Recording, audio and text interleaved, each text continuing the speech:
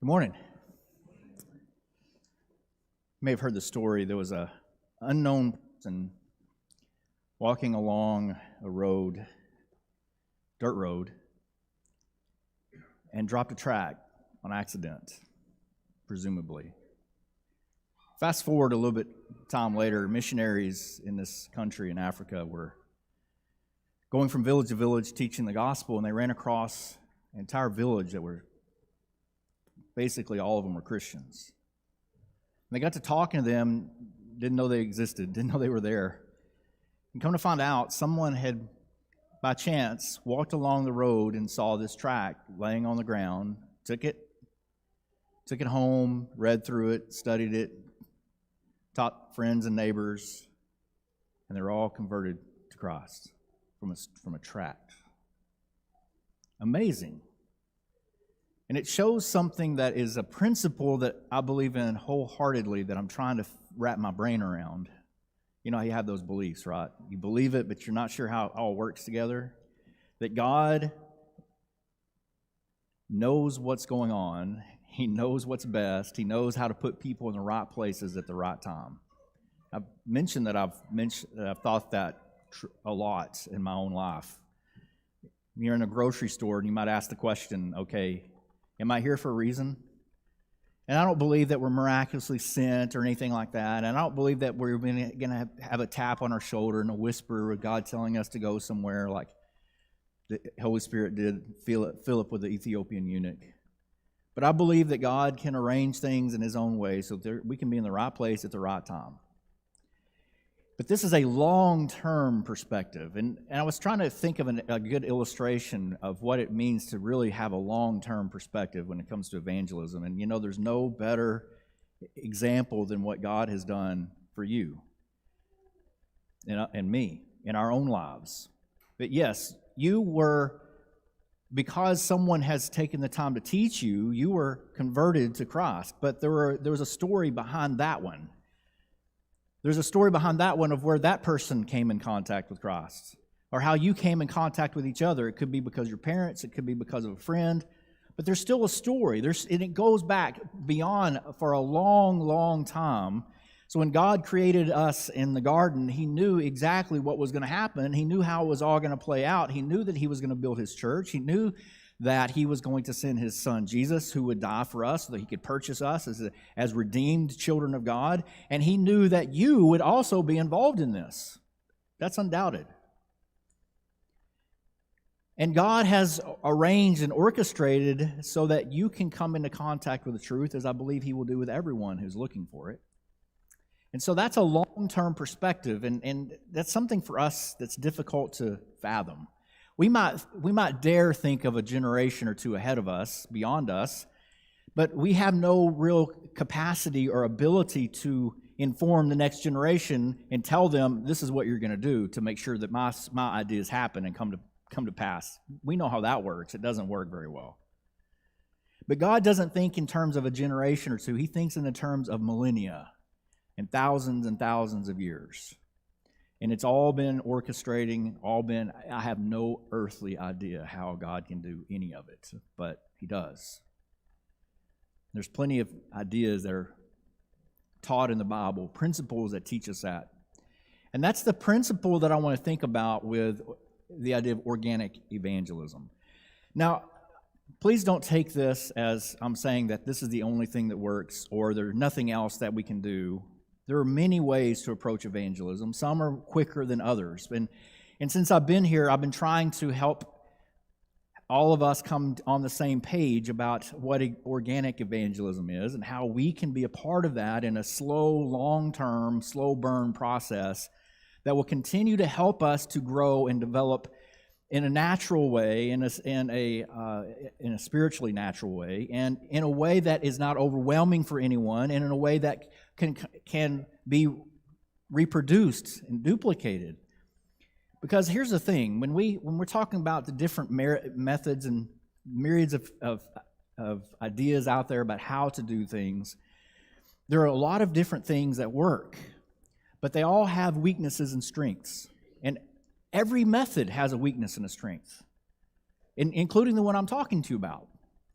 But we have to decide what is better for us. Are we going to think long-term or short-term? And it's been my experience through the years to recognize that I've been caught up in a lot of the short-term, very quick, flash-in-the-pan things in the church and outside the church. And we generally know how that happens when we have the phrase, the saying, and you can finish it for me, but please don't. Easy come, easy go. I sat down with a missionary from Africa one time, and I was talking to him about evangelism and missions specifically, because I had a little bit of experience, and he had a lot. And had a lot of ideas that I wanted to run past him and see what he thought. And he agreed with a lot of it. And a lot of it was related to the organic evangelism. And one of the things he kept saying was, one of the most discouraging things he found in the mission field was how quickly people were converted and how quickly they were, what we would say, unconverted. Because when a missionary would go into the town and preach and teach, he would have a lot of people that would respond immediately, and then he would leave, and someone else would come from another religion, maybe completely anti-Christ, and teach and preach and provide things, and they would all turn and follow that person. It was one thing after another. And so while I recognize that even this approach is not going to fix that, cure it, it is something that will be longer-term perspective, and that's what he had a struggle with, is figuring out how can you do evangelism, how can you do mission work, and not make it flash in the pan. And the only way you can do it is you devote your life to it. You are going to be doing the work day in and day out, but it's a different kind of work. So I wanted to talk about that. When I talk about organic evangelism, also I want to kind of illustrate what that's about. When I talk about organic, I mean something that's natural, and I don't mean physically natural, but it is something that comes from within. It's authentic. It's an approach based on the whole. It's a holistic approach. Now, we recognize if you go to the doctor, one of the fallacies that we see, and I'm not a doctor, and I'm not running doctors down, but one of the fallacies that we all know about is when you go to a doctor, often you will find that they don't ask you questions about lifestyle. You know, I went to the heart doctor. He never asked me what I ate. Not one time. He never asked me how much exercise I had. He told me after some procedures, he said, you need to lose 5 pounds this next month. He never told me how. Nothing was brought up. It was all up to me. And the only thing he was concerned about was what the little chart said about my heart. We all know how that works. You know, if we are a car, you can take the transmission off and fix the transmission and put it back in. You can't take your heart out and fix it and put it back in your body. It's part of a whole, and so you have to treat the entire person. And we're starting to learn that, I think. So why is it that we treat it any differently when we're going to someone to teach them about their soul? And we divorce their soul from the context of their entire life. We try to fix their soul, and then we stick it back in, supposedly, theoretically, stick it back in their world that they live in, and we haven't tried to address the other things that they're dealing with and the problems that they're facing. And what happens when we have people who are converted like that? They tend to go back to where they were because we haven't fixed anything yet. We've changed them, but we haven't changed the circumstances and the decisions and the processes and the things that a person is a very complex creature, right? So that's what this is all about. And hopefully I can give you some insights into doing this. And it actually turns out that if you make an acronym of the 4 points I want to make, it spells the word foot. Maybe you can think of that as when I'm going. But maybe it'll help you remember. The first one is the idea of fishing. Matthew chapter 4 and verse 9, Jesus speaking to apostles says, "Follow me and I'll make you fishers of men." And, that's a great verse. And we can apply that to ourselves in a sense. We're not the apostles, but we can be taught, okay, we can think, yes, that should be us. Matthew chapter 28, 18 through 20 tells us, the apostles were told to go into all the world by transference. That applies to us as well. We are, as we're going out in the world, we're teaching the gospel. We're making disciples. Next week, we're going to be talking about making disciples and how that relates. And so we're talking about fishing. Now, fishing is something that we think of differently than Jesus in his time would have thought of. When we think about fishing, I think about, Huckleberry Finn. He's sitting on the side on a beach somewhere, on the side of the Mississippi River, leaning against a tree, and he's got his hat over his head, and he's got a fishing pole in there with a big floater on top and something underneath to attract fish, right? That's usually what we think of when we think about fishing. But how would James and John and Peter have thought about fishing? Well, they were fishermen. Did you see them in your mind having a big boat with 15 fishing poles on the side of the... That's not how they did it. They threw a net in the water, and they pulled them in. Okay, so this is not suggesting that... I don't think Jesus meant that actually with them. It probably he may have meant, but he's not saying that you're going to necessarily have a great quantity of fish, but the methodology is what he's talking about.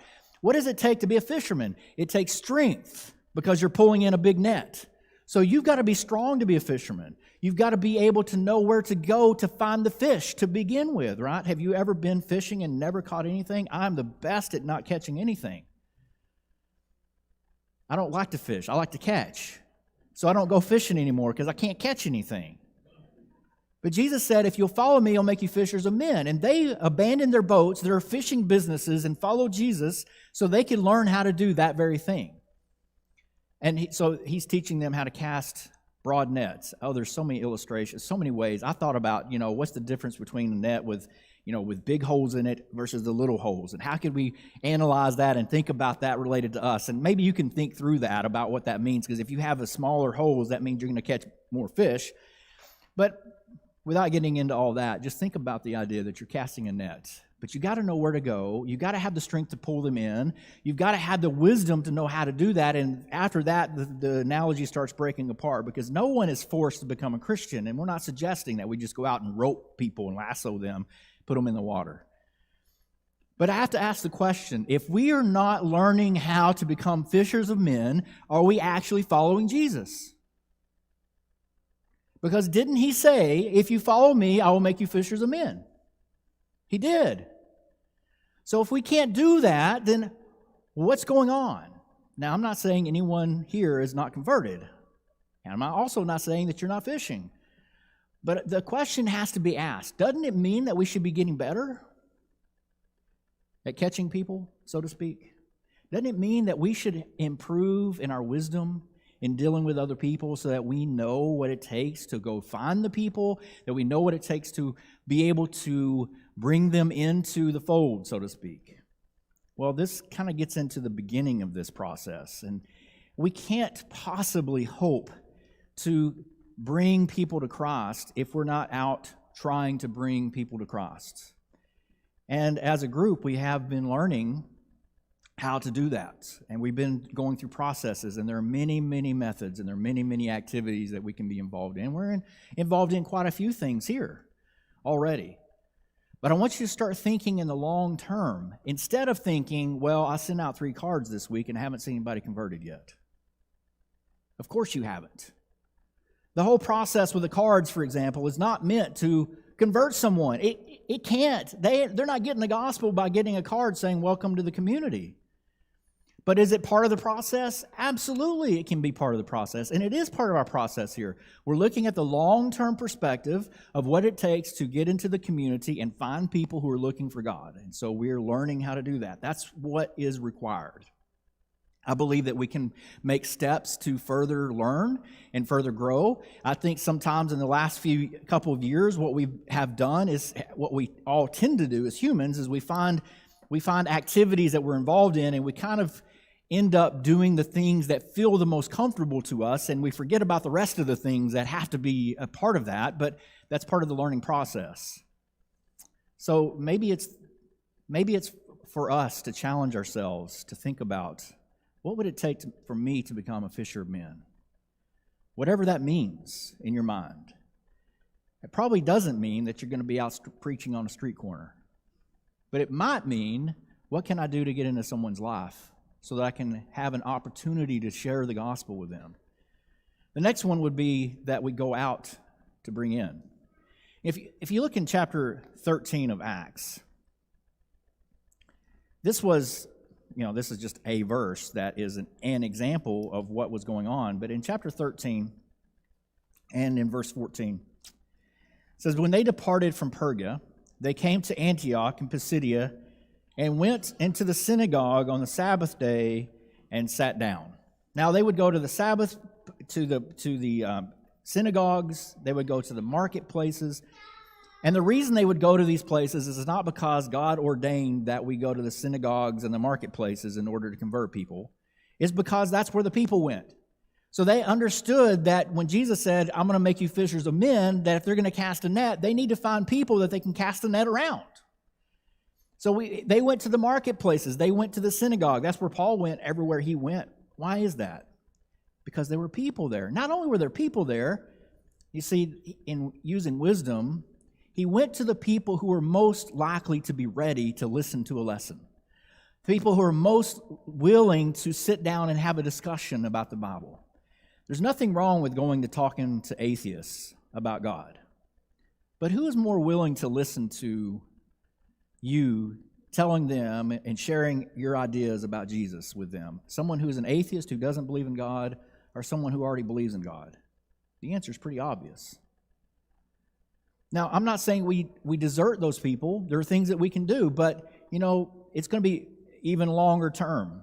But we can look around at people, and we can find people who are looking. We can find people who love God already, or at least think about God, or at least want to think about God. And I'll tell you what, one of the things that we notice in this time of the year, you know what the time of the year is? It's almost New Year's. And one of the biggest things that people do on New Year's is they make resolutions, don't they? You know how many people will make the resolution, I'm going to read my Bible more this next year. I'm going to go to church more this next year. Do you know how long that lasts? Not very long. But we have a tiny window of people who are actually wanting to improve their spiritual lives. We might have an opportunity to open the idea of a discussion because they're already thinking about it. And you say, nobody wants to do that in this world. But that's just not true. Don't fall into the idea of all the bad things that we see. Sure, there's plenty of bad things happening in our country and in the world around us.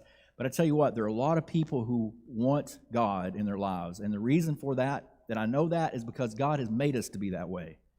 There's not a person alive who doesn't need God or, in some sense, want God in their lives. They may deny that they want Him, but they do. They need Him. And what we have is an opportunity. So where is our marketplace? That's a great question, isn't it? Where would be the synagogues that we could go to? I'm just talking about where people are going to gather together to have discussions and talk, maybe even Bible things, but have discussions and talk. What can we do to get into groups, to talk to people? It's amazing that Paul, when he first started his journey, the first place he went, the first synagogue he went into, they asked him to preach. That's completely foreign to what we would do, right? They asked him to preach, and he got up and talked about Jesus. Do you have an opportunity to do that? You might. But if we're not looking for it, we wouldn't know. So the point is we go out in order to bring in.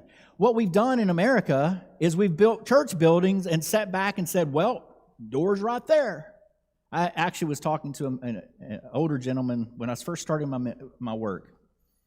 We're talking about evangelism. He said, we got 2 doors in the front, and they got Bibles. If they want us, they know where we are. And you know how much evangelism we got done? 0. Because, I don't know about you, but I had to have somebody explain this to me. This is big. It's complicated. And it's scary to think that I'm going to try to study and learn how to go to heaven just by myself. I need someone else. So, and this is what the apostles did in the first century. This is what everyone did. They went everywhere preaching the word. They went out so that they can bring in. We're not bringing them necessarily into the building, although that will happen when we're getting people converted. But what we're doing is bringing them into Christ. We're bringing them into the relationship with God and with ourselves. This is where we need to focus on. This is what organic evangelism is. It doesn't change anything from even every other kind of evangelism does the same thing. You've got to go out. You've got to get outside the walls of this church building. In the contract that I had signed or I had sent to me for my what I'm supposed to be doing in work, one of the things it said in there was to help the church get outside the 4 walls of the church building and into the community. That was part of what they told me to do when I came here. I don't think that that's changed at all. That's what's expected of me. Okay, so let's figure out how we can get into the community and do things and work in such a way that it's not going to be a huge burden on anyone, because remember, this is a volunteer army. And we don't have people that have, most of us are not so financially wealthy that we can just not work. We don't have to do anything with our lives. I can dedicate all my time to building the church. Well, hey, if that's you, let's go. But that's not most people here, right? So we have to find something that doesn't take a lot of time. We have to find something that doesn't take a lot of training. We have to find something that is not something that's going to be very difficult, because I've also learned that in a volunteer army, if it's something that people don't enjoy or it's scary, they're not going to do it. Most people are that way. We don't challenge ourselves. And what are we going to do if we're going to have the elders can turn into attack dogs? We're going to go to each family and say, you got to get this done. That's not going to work either, is it? We've got to be able to do things. And we've got to be able to find ways to do it in a way that's more organic and authentic and just being yourself. So here's some things to think about related to that. We go out to bring in. But I want to challenge you that you're going to have to get out of your comfort zone a little bit. If your comfort zone is already getting into the homes and lives of other people, you may not have to change your comfort zone much. But if you're like most of us, you're closed off from the people around you. If you're like most of us, you don't know who your neighbors are. If you're like most of us in our society, you don't think about other people. We've got to get out of our comfort zones. Even just a little bit. And the thing about getting out of your comfort zone is that it's uncomfortable. Of course it is. Another thing about comfort zones is when you get out of your comfort zone for just a little bit, it starts to become comfortable. And then you know what I'm going to do when you get comfortable in your comfort zone? I'm going to challenge you to get out of your comfort zone again. Expand just a little bit more. This is a great challenge. I'm not running anyone down. This is difficult. It's difficult for me too. I have comfort zones. There are things that, I saw a meme the other day that said, I don't like getting out in cold weather. I don't like getting out and driving in cold weather. I don't like getting out in cold weather. I don't like driving. I don't like getting out. I think I just want to stay home. We're all that way to a certain extent. So we've got to decide, okay, is it worth someone else's soul for me to reach out a little bit and put myself in a position where I can have someone tell me no? Is it worth it for that soul's salvation? I think that I know the answer to that, but you're the only one that can actually answer it. It is worth it. And it is exactly what God expects of us. And again, I go back to the first slide. If we are not fishing for men, are we actually following Jesus? It's really hard to say we are. That doesn't mean that you're going to be doing it every single day, every minute of every day. But generally speaking, do you have in any way, any kind of lure in the water for anyone? Wouldn't that be a good question to ask? Can't we start with that? Sure. So we go out to bring in. Another part of this is we're looking for opportunities. Look in Acts chapter 3.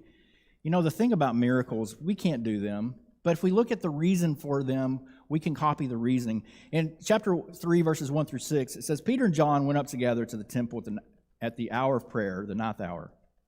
A certain man, lame from his mother's womb, was carried, whom they laid daily at the gate of the temple, which is called Beautiful, to ask alms from those who entered the temple. Who, seeing Peter and John about to go into the temple, asked for alms.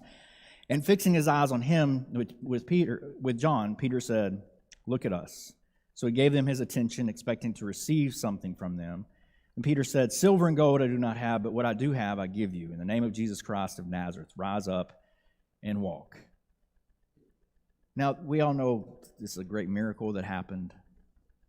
And the intention here is not to say, well, you can't do anything because you can't do miracles. No, the intention is they were open and looking for opportunity. You may not have opportunity to do miracles. You're not going to. But I promise you, if you are looking for opportunity, you'll find some opportunity to reach out to someone. And it may take a while. Remember, we're not trying to do everything overnight.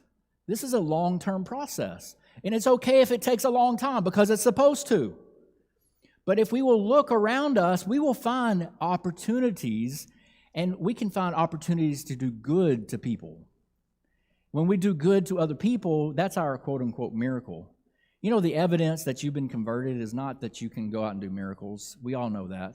The evidence that you've been converted is that you love and care about other people. That is the evidence to yourself that you've been converted.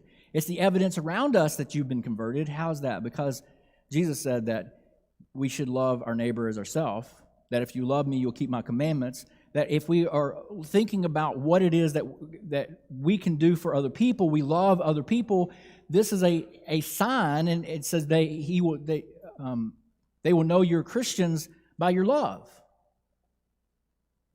If we never reach out to the people who are around us, and we never look for opportunity to help them come find their soul's salvation to avoid hell and go to heaven and spend eternity with us, can we actually say that we love someone if we never even try? Again, going back to the original question, are we following Jesus if we've never become fishers of men? But I want to encourage you to look around and do good, but look around and do true good. Good is two faces to the same coin. On one side, we have activities that are God-ordained, that are in accordance with His character. That's what goodness is. But at the same time, there are also many good things that we can do that are worthless, useless to other people. Now, they may do us good. 1 Corinthians 15:58 says there's no such thing that you do that's you can't ever do good that is vain. But it may not be helpful to someone else. So the second criteria for looking at good deeds is to not just say, what can I do that looks good to me, but what is actually useful to someone else. That's what good deeds are. See, sure, we can do all kinds of things, and we can invent ways to do good to people that aren't actually doing any good to them. And then we can pat ourselves on the back, and generally what we do is when that happens is we're finding the most convenient thing that we can do for ourselves, that we can do for someone else, that's the most convenient for us, that's the easiest for us to do, and that will not get us out of our comfort zone nearly as much, so we're comfortable. And then we can still say that we've done good. That's really not at the heart. The heart of doing good has to do with you thinking about someone else and their benefit and how you can help them. And there is a limited amount of good that we can do in this world. You might think that we have good opportunities to do everywhere. Yes, we can always do good, but I'm talking about a genuine opportunity to do something that's good, that's actually helpful to someone, who actually lets you know that they could use the help, who when you offer the help will actually accept it. Those are opportunities that are rare. You would think that they would be more often, but they're not. Most people want to pull themselves up by their own bootstraps. But if you run into a genuine opportunity when someone's truly in need and you're able to provide a service to them that in some way helps them to become a better human being, you are doing something that's fantastic. You're getting outside of yourself, and they're going to ask a question eventually. Why would you do that? Because no one else will. But we're seeking to do good. We're not just waiting. We're not waiting around hoping that someone calls to the church building and say, I need help. You know, we get calls now and then. And I would say half the time or more, those calls are fictitious. They don't really need help. They just want something. But you have an opportunity to get into other people's lives and find ways to help. Now, how are you going to do that? You can't possibly do that unless you're in their lives. You've got to get into their world.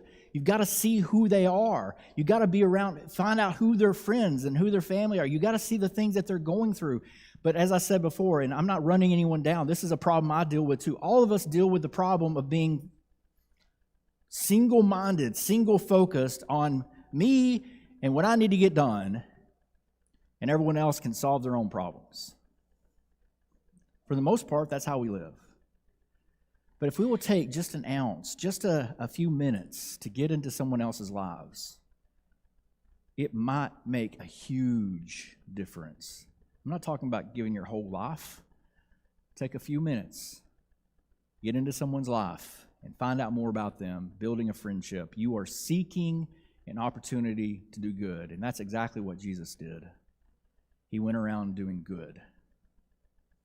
And if we're going to model Jesus, when I hear people talk about that, a lot of times they mean they're going to go out teaching and preaching. Great, that's good. We should be doing that. But what I never hear is that Luke said, Jesus went about doing good. He was looking for opportunities to do good. And doing good was healing the sick. Doing the good was feeding the hungry. Doing good was helping someone to learn more about God. Lots and lots of things that he did that were good. I wonder if we would recognize them, the opportunities. And then the last one is time together. Look in Acts chapter 2 and verse 46. Now the principle here is, this relates to specifically the Christians.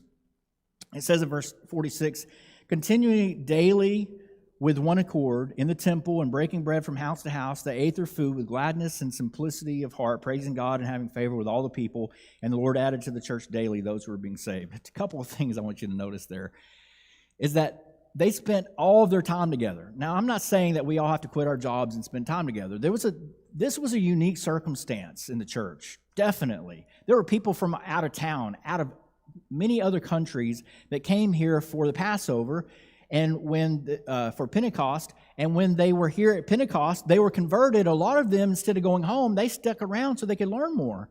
Well, what are you going to do if you don't have a job? You're going to depend on other people. They didn't kick them out and say, well, sorry, you need to go home and get you a job. They said, well, while you're here, let's take care of each other. And they gave everything to each other.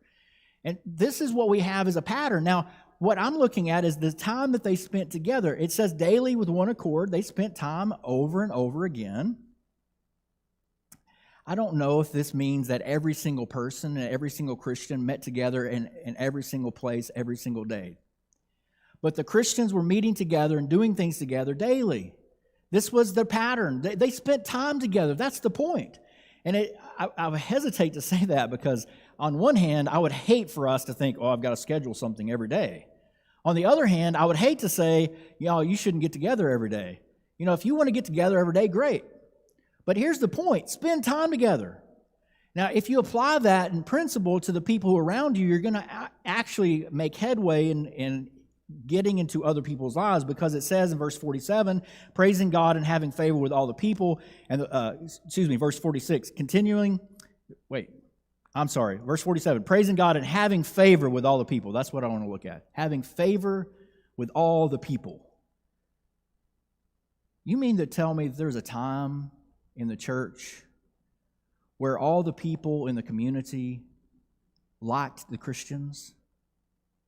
Yes. Wait a minute. I thought in every place there was always turmoil and persecution everywhere. That's not true. There were periods and pockets of persecution. There were times when the gospel affected people's pocketbooks, where they protested and they were caused riots and all kinds of things. But for the most part, where the Christians went, society improved. Where Christians went, there was a calming and a peaceful movement in that area. The women even were elevated in the eyes of the public. The communities were improved. It wasn't the case that in every place the gospel met constant resistance. And we get into our head that if we get out and do anything, we're going to have constant problems. I've concerned myself too. I've been worried of getting out in the community too much. What's going to happen when people start protesting and getting angry? I tell you what, we're a long, long way from that. They don't even know who we are. They're a long way from protesting us. But why would they protest us? If we're teaching love, we're teaching how to have happy marriages, we're teaching how to improve their lives, we're helping people learn who God is and how to go to heaven. Those are not things to get upset about. Yes, people will get upset. I've had people in community already say little rude comments here and there. Who cares?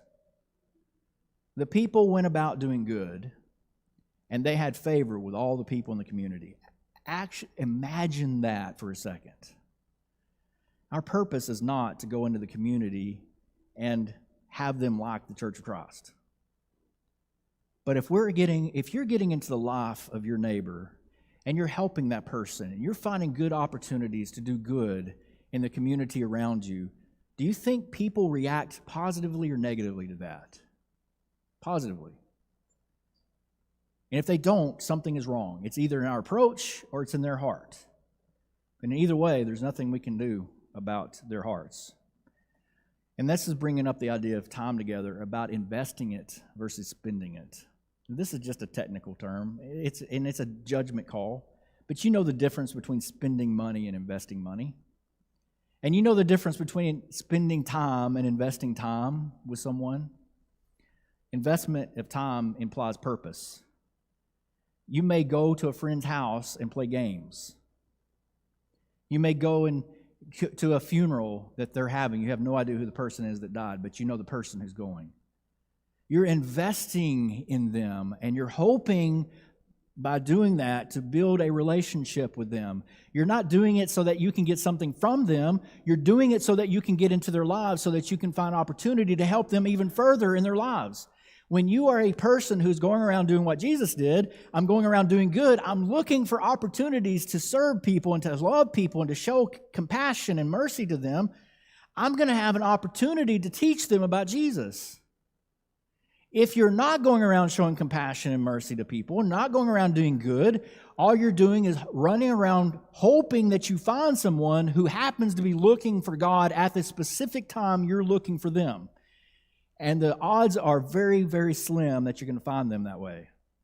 If you don't believe me, knock doors. You know what would happen if we knocked doors? We knocked 100 doors, and every single door, every single family there, they had prayed that morning, "Oh, Lord, I wish that I could find a way to go to heaven." And you knock on that door and said, "I'd love to talk to you about Jesus." Do you know what kind of reception you're going to get? Every time they're going to say, "Come on in. I was just praying about that," right? The reason you're not finding it is not because you're doing something wrong. It's because they're not looking yet.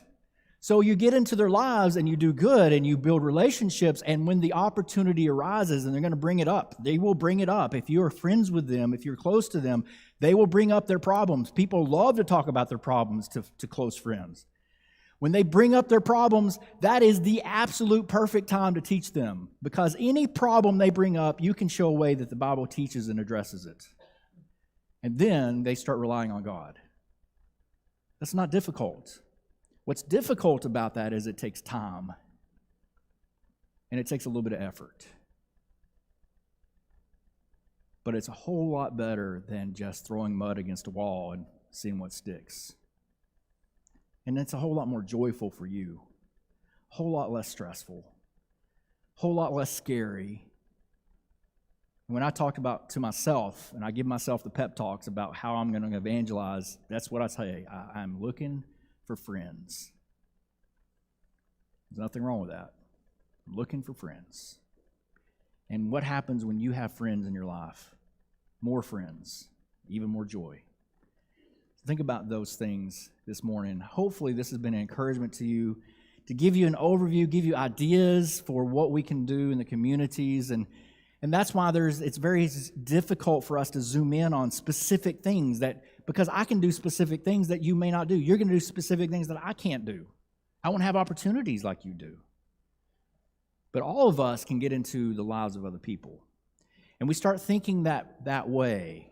We start recognizing what Jesus did. He got into their lives. He did good. He sat with them and ate with them and drank, and spent time with them, investing time with them, getting to know them. He had deep, close, personal connections with other people around him. And I promise you that by itself, even without Jesus, by itself, having the desire to have a deep connection with someone else in the community is what's going to get you into that community. Because people are lonely today. They are so alone. And they're in so need of a friend. More maybe than I've ever seen in my life. COVID has done a number on this country, and they're still reeling from it. There are people who've lost everything. They've lost all their friends. They've lost their families. They're just looking around, trying to figure out how they're going to make it from day to day. And you can be an influence on them for good. This morning, if you have any needs that you'd like to obey the gospel, please let us know. You can be baptized for remission of sins. Or if you're a Christian, you need to be improving your life, please let us know. Let us know how we can help, and please come as we stand and sing.